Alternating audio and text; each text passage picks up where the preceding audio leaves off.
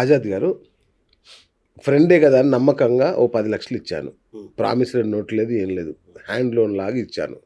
ఇప్పుడు ఇవ్వనంటున్నాడు, నా దగ్గర లేవంటున్నాడు. అతని దగ్గర నుంచి డబ్బులు రాబట్టే అవకాశం ఉందా?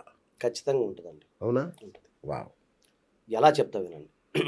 ఈ వీడియో ఏంటంటే ప్రతి ఇంటికి చేరాలి. ఎందుకంటే ప్రతి ఇంట్లో ఒకడు ఎవరైనా సరే ఒక్కళ్ళు మాత్రం ఖచ్చితంగా అనుభవం ఉండొచ్చు. అవును. అది ఫ్రెండ్ కావచ్చు, తమ్ముడు కావచ్చు, అన్నయ్య కావచ్చు, బాబాయ్ కావచ్చు, చుట్టాలు కావచ్చు. 10,000 నుంచి స్టార్ట్ అవుతుంది. 10 మంది స్టార్ట్ అవుతుంది. మన నమ్మకం మీద ఏంటంటే మా బాబాయ్ ఎక్కడికి వెళ్ళిపోతాడు, లేదా మా అన్నయ్య కదా ఎక్కడికి వెళ్తాడు. ఏదైనా ఒకటే చెప్తున్నా, ప్రతి ఒక్కరు కూడా దయచేసి గమనించండి. ఈ వీడియో ప్రతి ఇంటికి చేరేలా షేర్ చేయండి. ఎందుకంటే ఒక్క రూపాయి పోయినట్టే మనం ఉన్న పరిస్థితి, కష్టకాలం ఉన్న పరిస్థితులు. కాబట్టి నేను ఏమంటున్నానంటే డబ్బు మీరు సంపాదించాల్సిన అవసరం లేదు. డబ్బును సేవ్ చేస్తే ఆటోమేటిక్గా మీరు డబ్బు సంపాదించినట్టే. కాబట్టి నేను ఎవరైనా సరే ఎవ్వరికి నమ్మి దయచేసి డబ్బులు ఇవ్వవద్దు.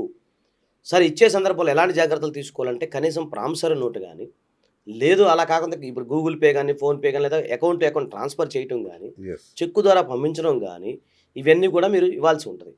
లేదులే అన్నగారు మీరు అన్నట్టుగా క్యాష్ రూపాయలు ఇచ్చారు, ఇచ్చినప్పుడు కనీసం ఎవరన్నా ఇచ్చే ముందు విట్నెస్లు ఉంటాయి. 2 విట్నెస్లు ఉంటారు కంపల్సరీ. ఊనే ఎవరు కదా, డబ్బు లెక్క పెట్టుకున్న మనిషి కావాలి కదా.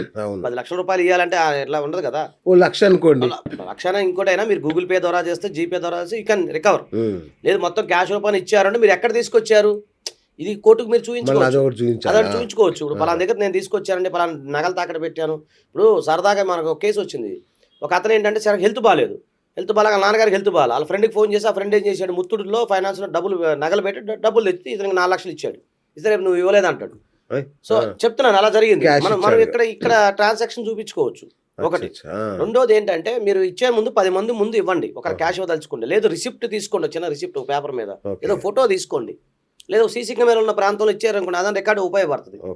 కాదు, ఎందుకంటే ఇదివరకు రోజుల్లో ఎలా ఉండేదంటే మా తాతగారు చెప్పేవాళ్ళు, పూర్వం రోజుల్లో ఒక అతను మేసం డబ్బు లేకపోతే ఒక మేసం కట్ చేసి ఇచ్చి అయ్యగారికి, ఆ షావుకారు ఎవరైతే ఉంటారో ఆయనకి ఇచ్చి, ఒకవేళ ఆయనకు తీర్చలేకపోతే వాళ్ళ కొడుకులు డబ్బులు కట్టి ఆ మేసం తెచ్చుకునేవాళ్ళంట ఇంటిగా.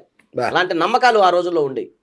అది నిజమో కాదో తెలియదు కానీ ఆ రోజులు అలా ఉన్నాయని చెప్పడం కోసం.